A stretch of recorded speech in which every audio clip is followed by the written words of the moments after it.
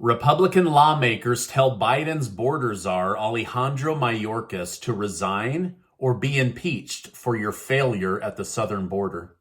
Jen Psaki will be forced to testify under oath about her role in colluding with big tech to censor truth on social media platforms, violating over 300 million Americans' freedom of speech rights.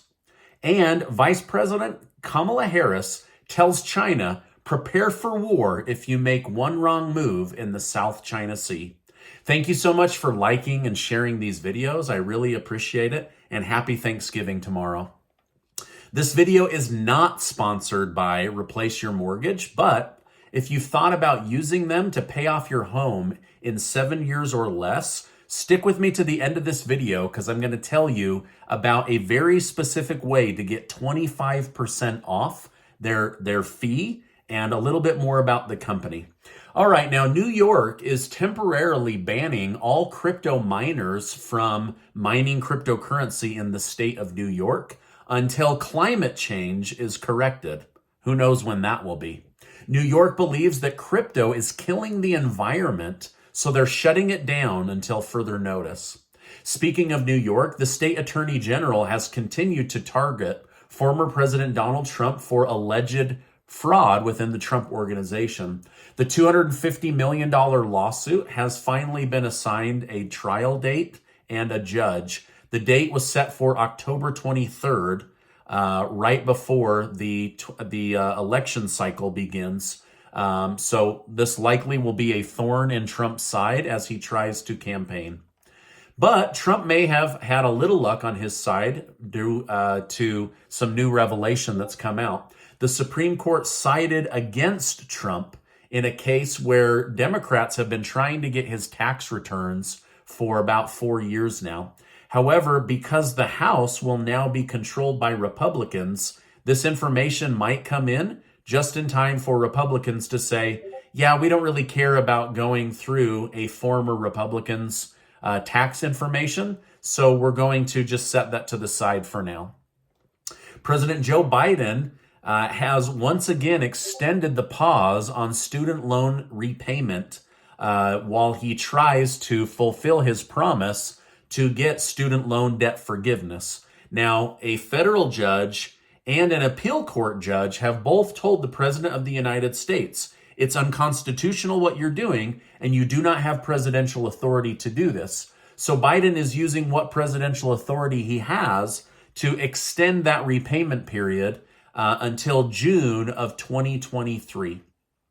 Now, this is a big story, and you might know somebody that was affected by this. Former Press Secretary Jen Psaki has been subpoenaed to testify under oath about her personal role in colluding with big tech during the lockdowns.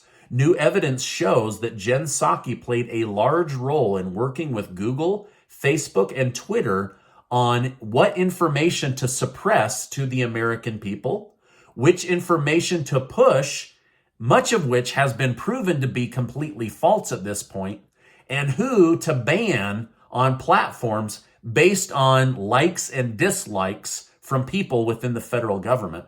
Essentially, Jen Psaki allegedly played a major role in destroying freedom of speech for Americans by colluding with social media platforms to make it illegal to talk about certain topics online. Now, during the lockdown, did you have any posts removed or any information blocked? Or was somebody that you liked and trusted that you felt was telling the truth, were they deplatformed or banned from a social media platform? I know for a fact my channel was under surveillance to make sure I didn't share what ended up essentially being truth because it's not in line with the narrative the federal government wanted to put out. But again, a lot of these people that were banned or humiliated publicly, their words ended up being true. The things they shared ended up being true, but it didn't line up with the federal government's narrative. And now Jen Psaki is being called to the carpet to testify about her role in this massive collusion. If Representative Kevin McCarthy is made the new Speaker of the House, and so far it looks like he will be, He said that he plans to immediately call for the resignation of Border Chief Alejandro Mayorkas. He says, if you don't resign, you will be investigated and publicly impeached. McCarthy says Mayorkas is a threat to the United States.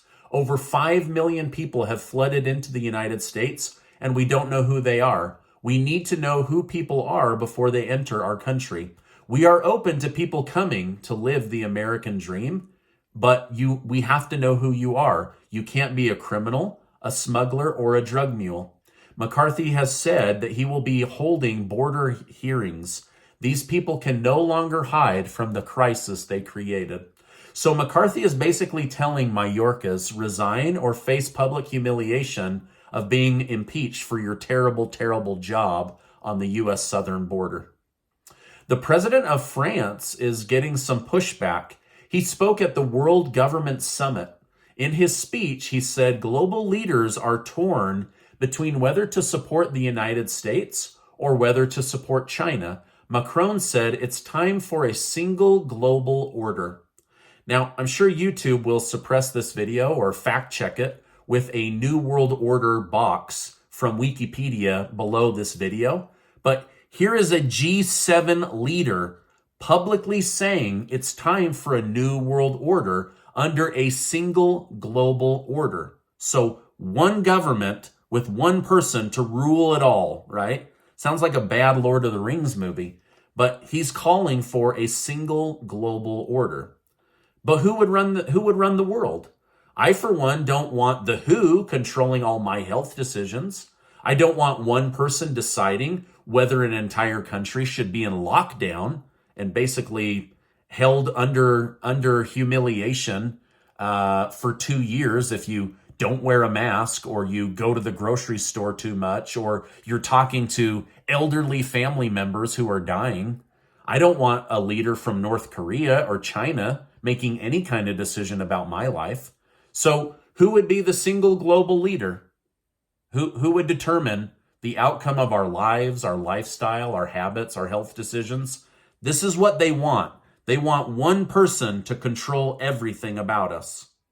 And they're publicly saying it. Like, they're not even hiding it anymore. And if you pan back from this global leaders summit, you can see there's a giant swastika with flowers on it in the background. Go look it up. Pretty fascinating. All right, now the city of Los Angeles has decided to take a concrete step forward in getting big tech out of the big oil out of the United States.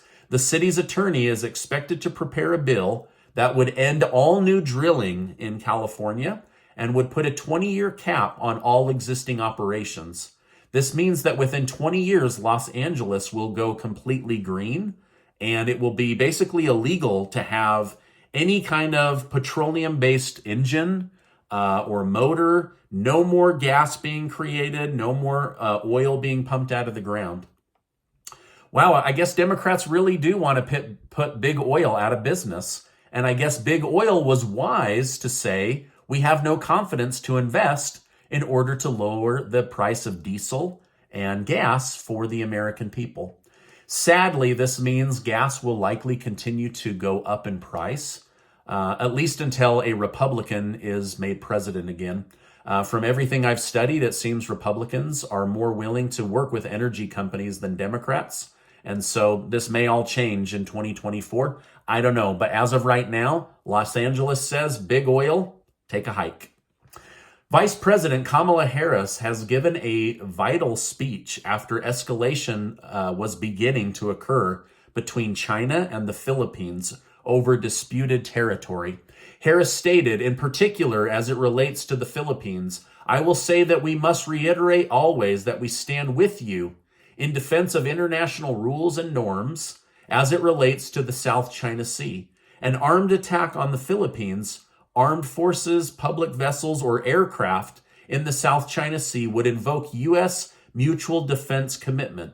And that is an unwavering commitment that we have to the Philippines.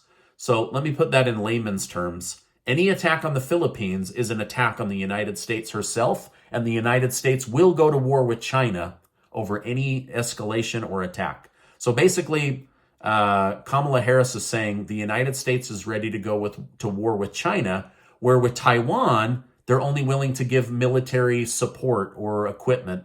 But under our agreement with the Philippines, we would go to war. Lawmakers in Florida are taking the possibility of Ron DeSantis running for president. Up until this point, it was unknown if DeSantis would run against Trump while maintaining his current position as governor. State law requires that he resign in order to run for a different office. But now they are saying that they will change that rule in the next session of Congress, local state Congress, so that a governor could run for president. And if he lost, he could remain governor of his state. So it really looks like Florida wants him to run for president. More and more is coming out about the FTX bankruptcy. The new CEO is saying that this is more and more looking not like a failed business, but a bunch of stolen assets. So basically, as he's combing through this with a team full of lawyers, they're saying this looks like a giant money grab mixed with political influence and a bunch of stolen assets. Now, I think even more money is about to be stolen. According to the news, the U.S. Securities Exchange is being told to stand down. The government of the Bahamas, where FTX is domiciled, has ordered the remaining customer money to be given to the government of the Bahamas, while the Bahamas figures out how they want to handle this massive $32 billion Ponzi scheme. Now, the U.S. can jump back in once they're done, according to them. Some articles are even insinuating that the former CEO, Sam Bankman-Fried, may have lined the pockets of Bahama government officials in order to have his back, declare him not guilty, allow him to stay in the Bahamas, and pocket even more money if they filed bankruptcy. Now, this could be one of the biggest thefts in world history, and 3 governments are highly involved in the FTX scam: Ukraine, United States Democrats, and the country of the Bahamas.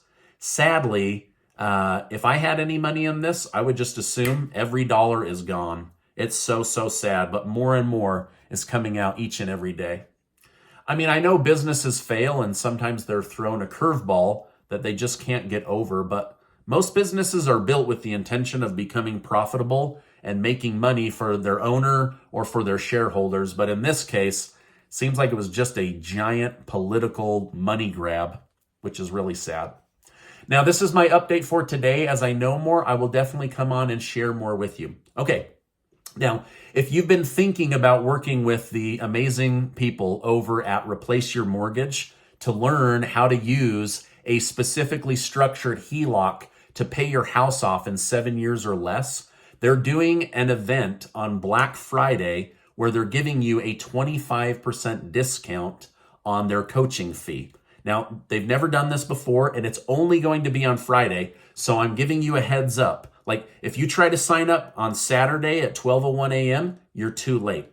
Now, I was not given permission to tell you this, but if you're going to work with them, I want you to save money. And so mark your calendar, make sure to watch my Friday video. I'm going to leave a link down below so that you can go research about them and look them up, but do not book your free consultation until Friday. That way it's locked in. Their system will lock that discount in. Again, I might get in trouble for telling you this, but I'm just trying to give you a heads up about the Friday video and that amazing discount. So go check them out. I'll leave a link down below.